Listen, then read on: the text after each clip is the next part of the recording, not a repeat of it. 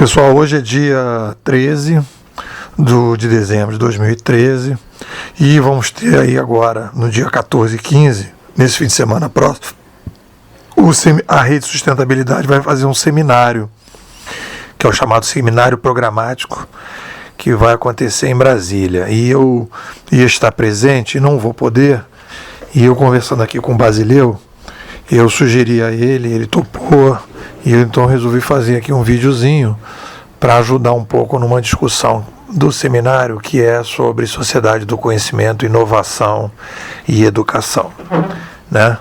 Então, quer dizer, como é que eu acho que a rede deveria ver isso e qual é, na minha opinião, a visão mais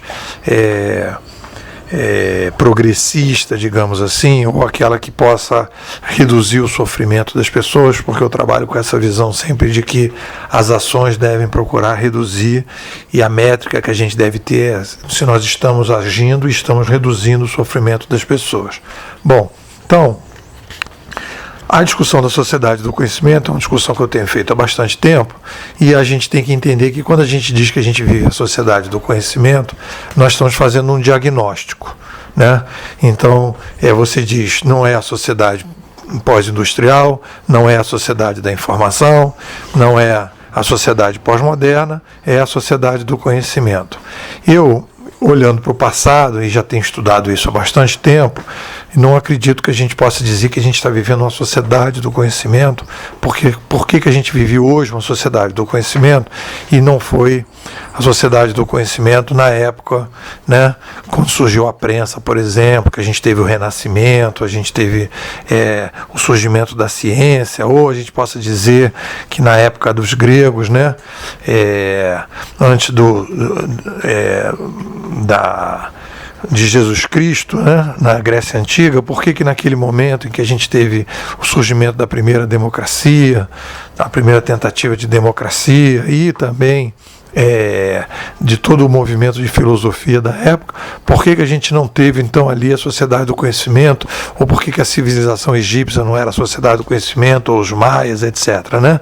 Então, a ideia da sociedade do conhecimento é uma ideia assim meio capenga e que não deveria, e eu acho que não deve balizar o diagnóstico da rede, porque o desdobramento da sociedade do conhecimento, né, quer dizer, se você faz esse diagnóstico, o tratamento porque você faz um diagnóstico para fazer um tratamento. Então, se é a sociedade do conhecimento, eu preciso fazer gestão de conhecimento, eu preciso organizar o conhecimento, eu preciso pensar no conhecimento.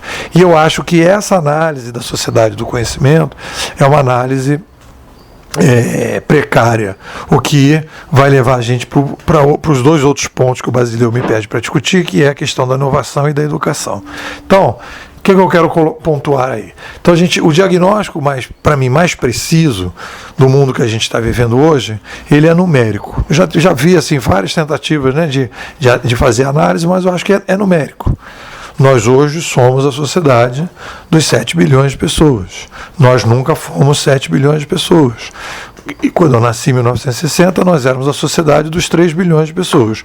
E eu acho que o que mais impacta na vida da sociedade, né, a coisa que mais influencia naquilo que nós somos e naquilo que nós queremos fazer, na possibilidade que nós temos de fazer e os desafios que nós temos, na minha opinião, está ligado ao tamanho da população e à demografia. Por quê? Porque quando a gente vai pensar em 7 bilhões, a gente olha para o planeta todo, a gente fala, se espalhar, de repente até fica tranquilo. Só que as pessoas não se espalham, elas se concentram, elas se juntam, elas criam cidades cada vez maiores, megalópolis, e essas megalópolis, elas criam uma taxa, né, que eu chamo de complexidade demográfica, um aumento grande da complexidade demográfica, em que a gente tem uma dificuldade muito grande de lidar, né, com essa complexidade. Como é que a gente pode definir complexidade? Complexidade é problemas variados, né, que não se repetem, né, numa velocidade muito grande, em que você tem que dar respostas muito grandes, né, e num tempo muito rápido. né? Então, esses 3 fatores fazem com que você tenha uma complexidade. Então, você tem que lidar com isso. Então, como é que você lida com isso, né? Então, a gente vai diagnosticar a sociedade do conhecimento. E como é que a sociedade dos 7 bilhões, né? E como é que você lida com essa complexidade cada vez maior, provocada por esse aumento em que você tem, com 7 bilhões de pessoas, 21 bilhões de pessoas comendo, né? Teoricamente, se todo mundo comer 3 vezes ao dia, né? Você, na média, na população toda, né? Então a gente teria, a partir daí, 21 bilhões de pratos de comida, né? Bilhões de transações sendo feitas, né? Em termos de mudanças de pessoas de um lugar para o outro, né? Necessidade de água, necessidade de esgoto, necessidade de escola, de transporte, de educação, etc, etc. Então esse é o problema que a gente tem. Como lidar com 7 bilhões de pessoas? E aí, quando a gente fala de inovação, a gente então passa a ter uma crise, na minha opinião. Quando a gente diz que a gente está vivendo 7 bilhões de pessoas, a gente passa a ter uma crise. Qual a crise principal que a gente vive hoje com 7 bilhões e com essa complexidade? É a crise da governança. O nosso modelo da espécie, a governança da espécie que nós temos, né? O modelo, e a gente pode dizer que a gente verifica que existe isso, o ser humano modifica a governança ao longo do tempo, e na minha opinião, quanto mais nós somos, né? Mais sofisticada tem que ser a governança da espécie, e a nossa governança hoje é uma governança piramidal, é uma governança fortemente verticalizada, centralizada, com tomadas de decisões de baixa qualidade, de percepções de baixa qualidade, que tem gerado essas crises todas que a gente está vivendo, né?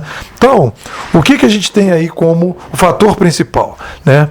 Uma mudança radical da governança, né? E aí o que eu acho que é interessante é que todo mundo visualiza isso de uma maneira muito simples, como a gente lida com complexidade, e que vai levar a gente para a discussão da participação, da inovação e para a questão da educação, é quando a gente pensa no restaurante Aquilo. Restaurante Aquilo, isso, aquele que tem no centro da cidade, que surgiram como uma resposta à complexidade. Olha só, você tinha antes um restaurante com cardápio, com garçom, em que você sentava na mesa, tinha um menu que era pré-definido, aquele menu era pré-definido, você escolhia a comida, o garçom pedia, o cozinheiro fazia à la carte para você, você recebia o prato, você comia, você pedia a conta, você pegava a conta, pagava, né? E depois você então saía do restaurante. Então o tempo que isso levava, o custo que isso tinha, né? A incerteza de que comida ele ia fazer, se o menu ia agradar ou se não ia, a diversidade das pessoas que queriam fazer adaptações no menu que às vezes não podiam.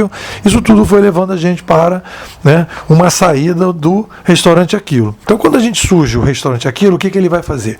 O restaurante Aquilo vai nos levar para resolver o problema dessa complexidade. Ou seja, muitas pessoas precisando comer rapidamente, né, de maneira de cada um escolhendo o seu prato, né, de uma forma em que a pessoa possa, no período que ela tem no almoço, né, questão do tempo, né, muita gente, o tempo, diversidade, mudanças, né, de pessoas que entram, em que você não pode trabalhar. Então, como é que se lida com a complexidade?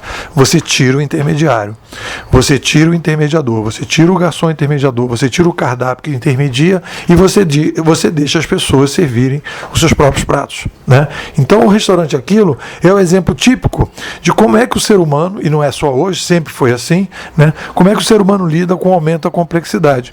O aumento da complexidade faz com que a gente tenha que aumentar a participação das pessoas, né? Você tem que tirar determinados intermediários e para aumentar a participação das pessoas. Você vai ver isso no problema do Disque Denúncia, na violência das grandes cidades, em que você interfere. Você vai ver isso quando a Prefeitura do Rio cria um 746, que o cidadão começa a colaborar para dizer quais são os problemas da cidade, né? Você vai ver isso no TaxiBit, né, que é um aplicativo de táxi em que o passageiro escolhe o motorista e ele diz aonde está, e o motorista também interfere mais dentro do processo, né? Então, tudo isso faz com que a gente tenha uma saída para esse processo todo, que é a criação de uma nova governança, uma governança mais dinâmica, em que você tenha mais participação, e esse aumento da participação, né, que é a criação de uma nova governança, e isso, no caso,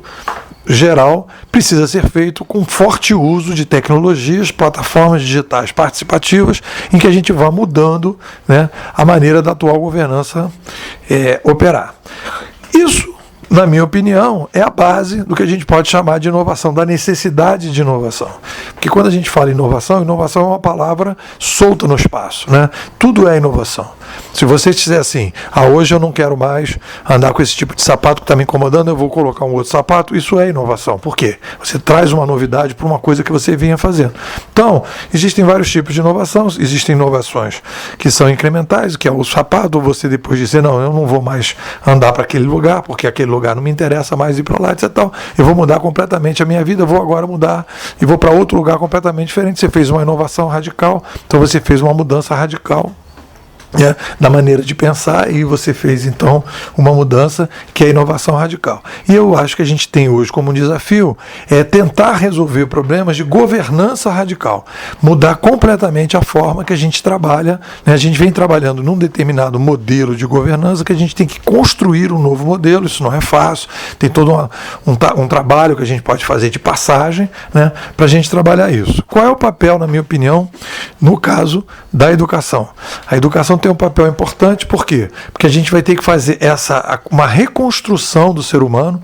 Nós fomos formatados para trabalhar no atual governança, com uma dificuldade muito grande, né, de percepção da realidade, uma discussão muito grande que a gente precisa passar por uma questão ética, moral, né, do que a gente deve fazer, do que a gente quer fazer, do que a gente pode fazer. Normalmente a gente hoje trabalha muito mais, né, no que eu devo fazer, né, e no que eu posso fazer, e não no que eu quero fazer, no que eu devo fazer para a sociedade, né, no meu papel como cidadão, e a gente fica numa posição muito submissa, né, e colocando a culpa nas outras pessoas. Isso, na minha opinião, é um papel, né, dos educadores, a gente romper com esse tipo de impasse para a gente formatar e começar a trabalhar, né, numa reformatação, né, da cidadania, que a gente possa construir um novo modelo de cidadania e que a gente possa, do ponto de vista da criação, sair desse ambiente, isso também faz parte dessa nova governança,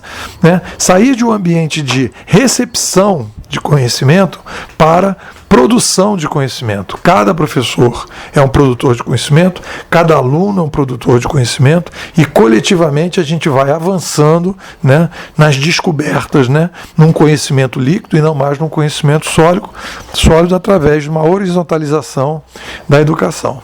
Bom, coloquei a opção de provocações para a gente pensar, né, colocando como uma coisa fundamental para a gente pensar o futuro, a ideia de que a gente precisa construir um novo modelo de governança que é a base, na minha opinião, para que a gente possa lidar melhor, com mais qualidade, com essa sociedade dos 7 bilhões de habitantes, e isso traz junto inovação, educação e tudo que a gente possa contribuir para que a gente tenha uma possibilidade de sair das crises que a gente tem, né? E a base, na minha opinião, é a incompatibilidade, né, do aumento demográfico com a governança que nós temos, que hoje está entrando em xeque em função, né, da chegada de uma mídia descentralizadora que empodera o cidadão, e que aquele ambiente que a gente tinha no passado, né, que já estava em crise, mas agora essa crise está explicitamente colocada e várias alternativas começam a surgir. E as pessoas começam a questionar com uma forma muito mais intensa essa governança, que vai ter que se render a esse novo tempo e esse novo século. Bom, é isso. Espero que o seminário seja muito bacana. Estamos aí. Sou mais um na rede. Um abraço.